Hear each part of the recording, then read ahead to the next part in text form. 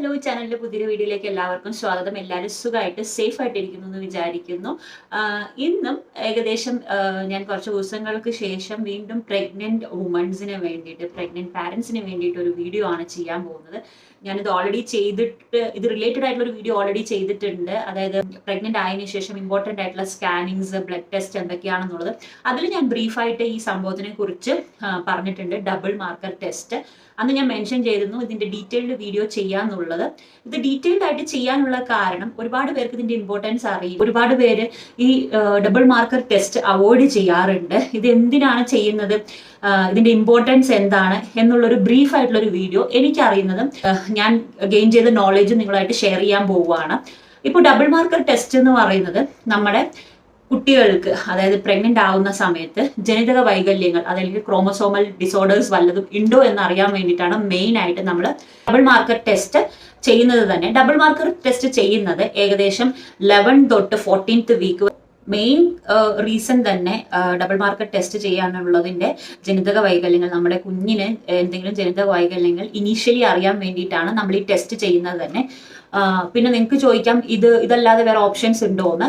ഉണ്ട്, NT scan വഴി നമുക്ക് അറിയാൻ പറ്റും. ബട്ട് NT സ്കാനിനേക്കാളും അക്യുറേറ്റ് ആയിട്ട് അറിയാവുന്ന റിസൾട്ട് വന്നിട്ട് ഈ ബ്ലഡ് ടെസ്റ്റ് ആണ്.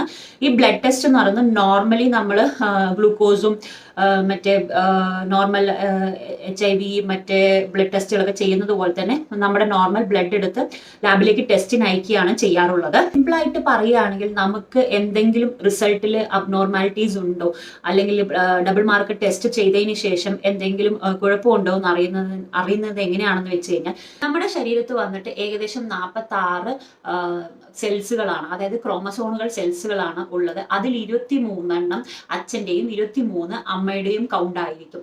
ഈ കൗണ്ട് അക്യുറേറ്റ് ആയിരിക്കണം. ഇതിൽ കൂടുകയോ കുറയുകയോ ചെയ്തു കഴിഞ്ഞാൽ കുട്ടിക്ക്, അതായത് നമ്മൾ പ്രഗ്നന്റ് ആയിട്ടിരിക്കുന്ന, കൺസീവ് ആയിരിക്കുന്ന കുട്ടിക്ക് എന്തെങ്കിലും അബ്നോർമാലിറ്റി ഉണ്ട് എന്നാണ്. അപ്പൊ നിങ്ങൾ ചോദിക്കാം, ഈ അബ്നോർമാലിറ്റീസ് എന്ന് മീൻ ചെയ്യുന്നത് എന്താണ്, നമുക്കിത് ക്യൂർ ചെയ്യാൻ പറ്റുന്ന സംഭവങ്ങളാണോ എന്താണെന്ന് ചോദിച്ചു കഴിഞ്ഞാൽ, ഈ അബ്നോർമാലിറ്റീസ് എന്ന് പറയുന്നത് മെയിൻ ആയിട്ട് ഡൗൺ സിൻഡ്രംസ് ആണ് നമുക്ക് കണ്ടുപിടിക്കാൻ പറ്റുന്നത്. NT സ്കാനിലൂടെയും നമുക്ക് എന്തെങ്കിലും കോംപ്ലിക്കേഷൻസ് ഉണ്ടെങ്കിൽ കാണാൻ പറ്റും.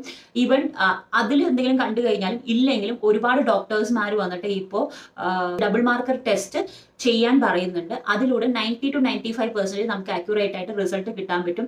അതിനുശേഷം കുറച്ച് മാത്രമേ വല്ല റിസൾട്ടിന് ഭാവഭേദങ്ങൾ ഉണ്ടാവുകയുള്ളൂ. ഈവൻ ചിലപ്പോൾ നമുക്ക് പറയാൻ പറ്റില്ല, ഇപ്പൊ കുട്ടികൾക്ക് കുഴപ്പമൊന്നും കാണില്ല, പക്ഷെ ചിലപ്പോൾ 2-2.5 വയസ്സിന് ശേഷം ഡൗൺ സിൻഡ്രംസ് ഉണ്ടാവാനും സാധ്യതയുണ്ട്. പക്ഷെ ഈ ടെസ്റ്റ് വന്നിട്ട് ഓൾറെഡി ഉണ്ടായിട്ട് നമുക്ക് അറിയാൻ പറ്റാതെ പോവാണ്ടിരിക്കാൻ വേണ്ടിയിട്ടാണ് ഞാൻ പറയുന്നത് ഈ ഡബിൾ മാർക്കർ ടെസ്റ്റ് ചെയ്യണം എന്നുള്ളത്.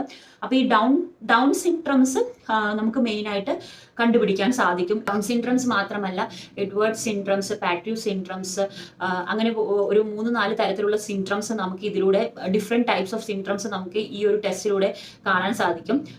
90 to 95% ഈ റിസൾട്ട് അക്യുറേറ്റ് ആയിരിക്കും.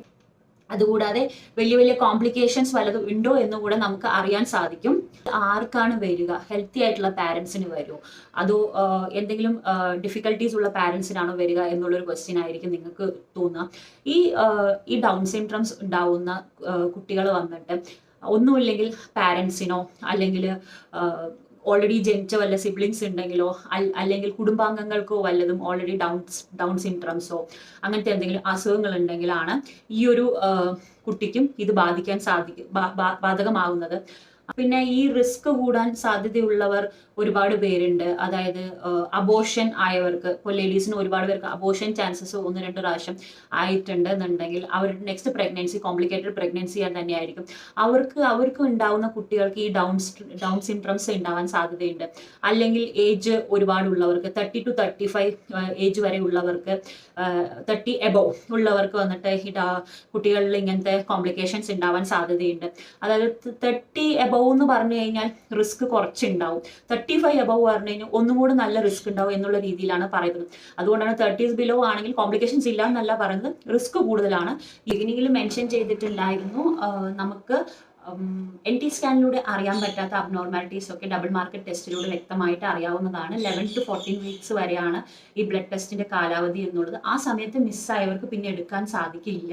ആ ഒരു സമയത്ത് തന്നെ ഇപ്പോൾ NT സ്കാൻ കഴിയുമ്പോൾ തന്നെ ഡോക്ടർമാരെല്ലാം പ്രിസ്ക്രൈബ് ചെയ്യുന്നതാണ് നമ്മുടെ ഡബിൾ മാർക്കർ ടെസ്റ്റ് ചെയ്യാൻ വേണ്ടിയിട്ട്. അതിലൂടെ നമുക്ക് ഇങ്ങനത്തെ ഡൗൺ സിംപ്റ്റംസ് അറിയാൻ സാധിക്കും. ഇതൊരു നോർമൽ ബ്ലഡ് ടെസ്റ്റ് തന്നെയാണ്. ഡബിൾ മാർക്കർ ടെസ്റ്റിൽ 2 ടൈപ്പ് ഓഫ് ബ്ലഡ് ടെസ്റ്റ് ആണ് ചെയ്യുന്നത്. ഒന്ന് വന്നിട്ട് ബീറ്റ HCG ടെസ്റ്റും പിന്നെ ഒന്ന് വന്നിട്ട് പാപ്പ ടെസ്റ്റും എന്ന് പറഞ്ഞിട്ട് 2 ടൈപ്പ് ഓഫ് ടെസ്റ്റുകളാണ് ചെയ്യുന്നത്. ഒന്നിൽ വന്നിട്ട് അതായത് ബീറ്റ HCG ടെസ്റ്റിൽ വന്നിട്ട് ഗ്ലൈക്കോ പ്രോട്ടീൻ ഹോർമോൺ എന്നൊരു അതിന്റെ അളവ് അറിയാൻ വേണ്ടിയിട്ടാണ് നമ്മൾ ഈ ബ്ലഡ് ടെസ്റ്റ് ചെയ്യുന്നത്. അതിന്റെ ഉയർന്ന അളവുണ്ടെങ്കിൽ നമുക്ക് ഒരു ഡൗൺ സിംപ്റ്റംസ് ഉണ്ടാവാൻ സാധ്യതയുണ്ട്. അതൊക്കെ നമ്മൾ റിസൾട്ടിൽ നോക്കിക്കഴിഞ്ഞാൽ നമുക്ക് മനസ്സിലാവുന്നതാണ്. നോർമൽ, അബ്നോർമാലിറ്റി എല്ലാം അതിൽ ക്ലിയർ ആയിട്ട് മെൻഷൻ ചെയ്യുന്നതാണ്. പപ്പ ടെസ്റ്റിൽ വന്നിട്ട് വൈറ്റൽ പ്ലാസ്മ പ്രോട്ടീൻ എന്നുള്ള ഒരു ബ്ലഡ് ടെസ്റ്റ് ആണ് ചെയ്യുന്നത്.